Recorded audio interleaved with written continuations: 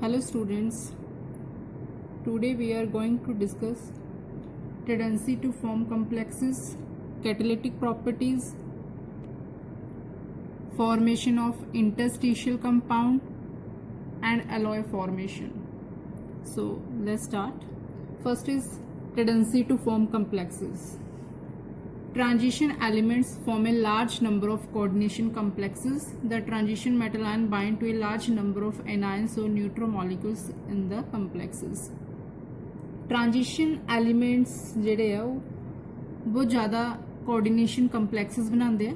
Coordination ਕੰਪਲੈਕਸਸ ਕੀ ਹੁੰਦੇ ਨੇ ਇਹ ਅਸੀਂ ਕੋਆਰਡੀਨੇਸ਼ਨ ਚੈਪਟਰ 'ਚ ਜਾ ਕੇ ਡਿਸਕਸ ਕਰਾਂਗੇ.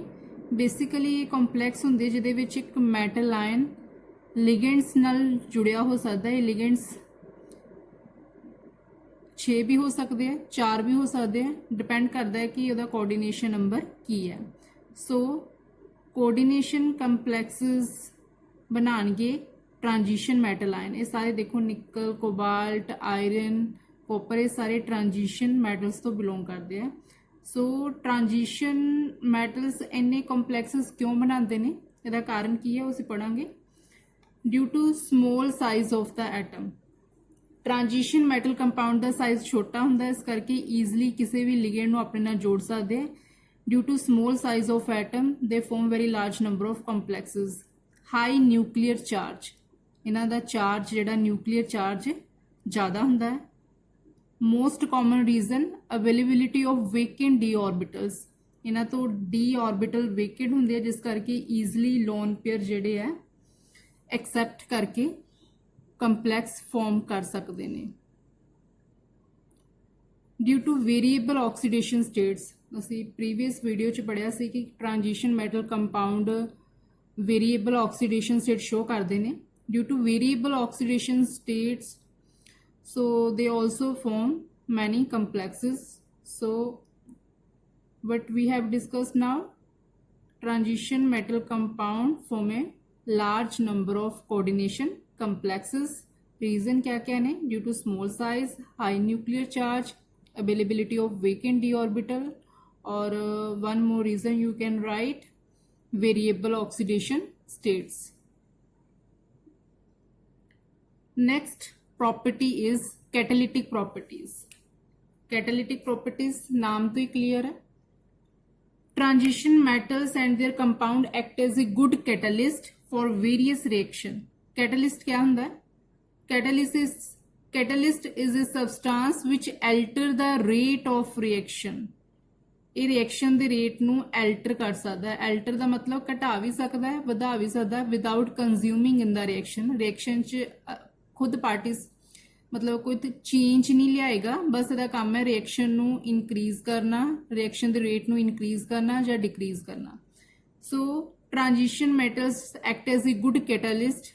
Out of these iron, cobalt, nickel, vanadium, chromium, manganese, platinum etcetera very common, मतलब these are very good catalyst. इत्थे असीं इन्हां दे यूज पढ़ांगे. किहड़ा कैटलिस्ट कित्थे यूज हुंदा है? Iron and molybdenum. It is used as a catalyst in the synthesis of ammonia by Haber process. Haber process reaction तो असीं सारे चंगी तरह फैमिलियर ही हैं. हेबर प्रोसेस रिएक्शन क्या हुंदा है? जिहदे विच नाइट्रोजन ते हाइड्रोजन दो गैसेस मिलके क्या बनांदियां? Ammonia gas. सो इहदे विच तुसीं इहनूं कर सकदे हो, बैलेंस कर सकदे हो.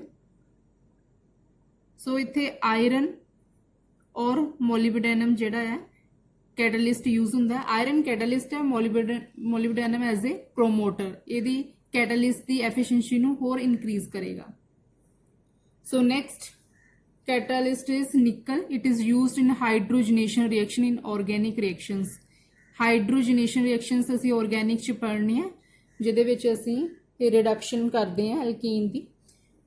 उहदे विच निकल दे कैटलिस्ट यूज हुंदे हैं, फाइनली डिवाइडेड निकल. Next is vanadium pentoxide. It is used for the oxidation of sulfur dioxide to sulfur trioxide in contact process.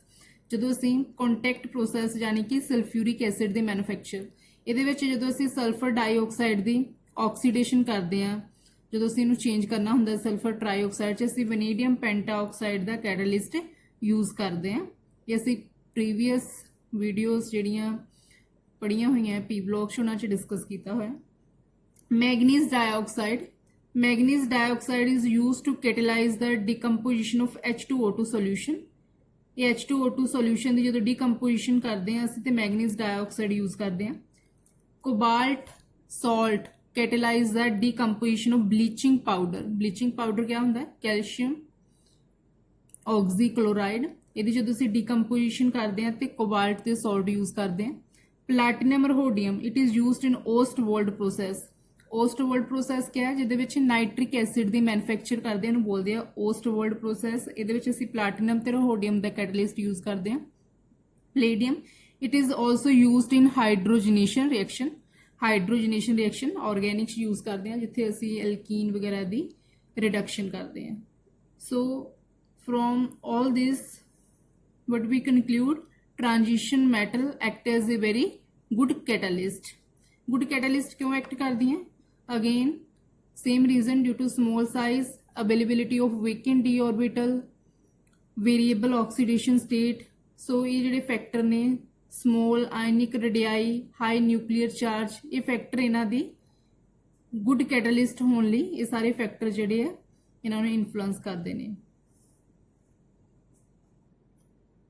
If we talk about कि हाउ दे वर्क, ये काम किवें करते हैं, सब तो पहला जिहड़े ट्रांजिशन मैटल कंपाउंड्स हुंदे ने ये एक रिएक्टिव इंटरमीडिएट फॉर्म करते हैं। वो रिएक्टिव इंटरमीडिएट रिएक्टेड ना रिएक्शन करके एक प्रोडक्ट बनाता जिहड़ा रिएक्शन के प्रोडक्ट नूं मतलब ईजली फॉर्म करता है। एक एग्जाम्पल ले लो, फॉर एग्जाम्पल वनेडियम पेंटाऑक्साइड जिहड़ा है सानूं पता ही है कि ये ऑक्सीडेशन च यूज हुंदा जदों असीं सल्फर डाइऑक्साइड तो सल्फर ट्राइऑक्साइड बनाना है ना। सो वनेडियम पेंटाऑक्साइड क्या करता है? सल्फर डाइऑक्साइड नाल रिएक्ट करके सल्फर ट्राइऑक्साइड फॉर्म करता है, प्लस एक बनाता है कंपाउंड जिन्होंने असीं बोलते हैं V2O4, क्योंकि देखो इन्हें ऑक्सीजन इनू देता ना तो V2O4 बचे, इन्हें बोलते हैं di vanadium tetra oxide. It is di vanadium tetra oxide. हुण ये डाई वनेडियम टेट्रा ऑक्साइड है इन्हें फर्दर रिएक्शन करनी है, इहदी ऑक्सीडेशन होएगी। ऑक्सीडेशन होने तो बाद इन्हें V2O5 द्वारा बना देना। मतलब इत्थे की कनक्लूड हो रहा है कि बेसिकली जिहड़ी कैटलिस्ट है इन्हों का काम है एक इंटरमीडिएट फॉर्म करना। इंटरमीडिएट फॉर्म जो होंदा है रिएक्शन के प्रोडक्ट नूं ईजली एंड फास्ट फॉर्म करता है, जिस करके गुड कैटलिस्ट जिहड़े है कहलाउंदे ने। सो इन्हां दा काम है रिएक्शन इंटरमीडिएट बनाना तो रिएक्शन नूं फास्ट करना है, कोई अलग तो प्रोडक्ट नहीं बनाते, इस करके इन्हां दी कैटालिटिक प्रॉपर्टीज ने। Next property is formation of interstitial compounds. Transition metal form interstitial compound with elements such as hydrogen, boron, carbon and nitrogen.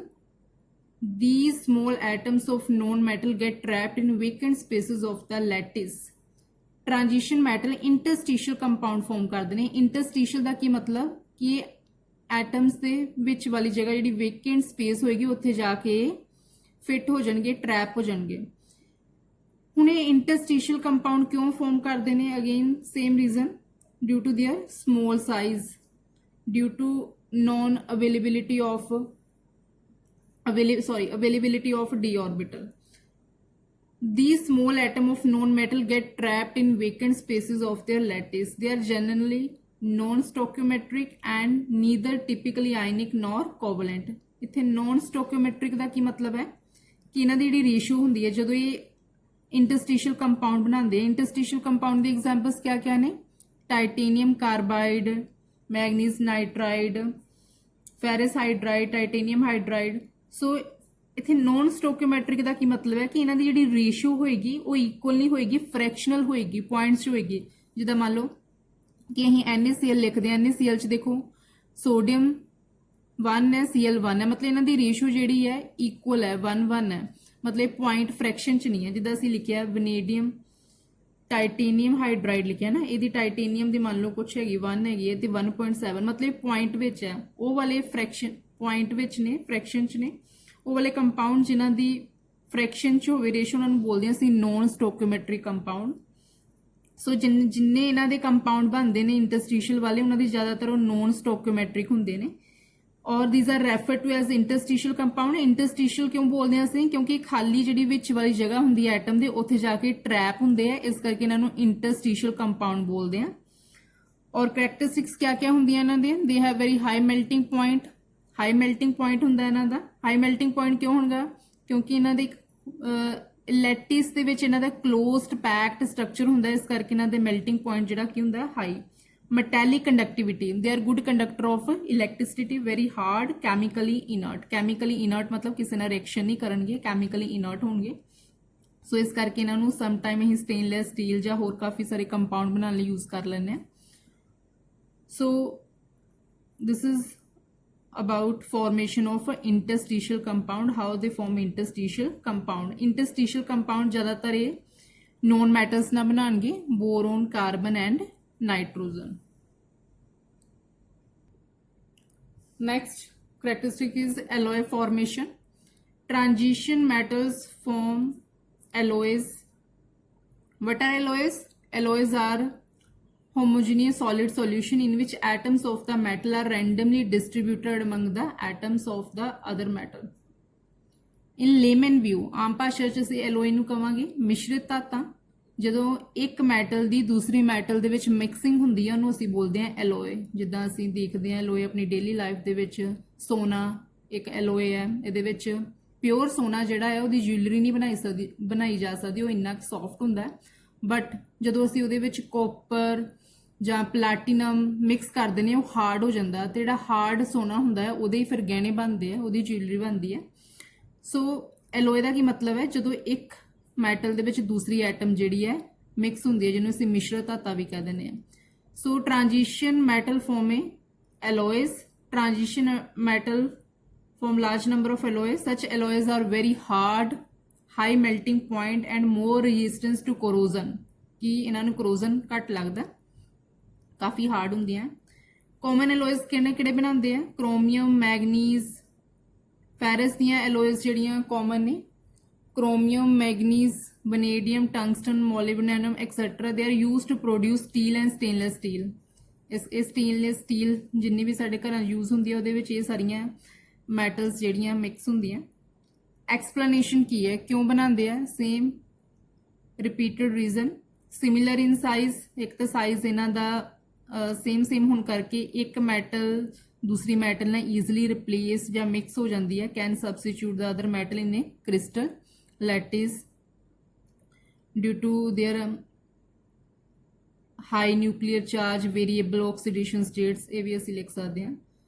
so this is about alloy formation। thank you for watching this video। please like and subscribe my channel for more video updates। thank you।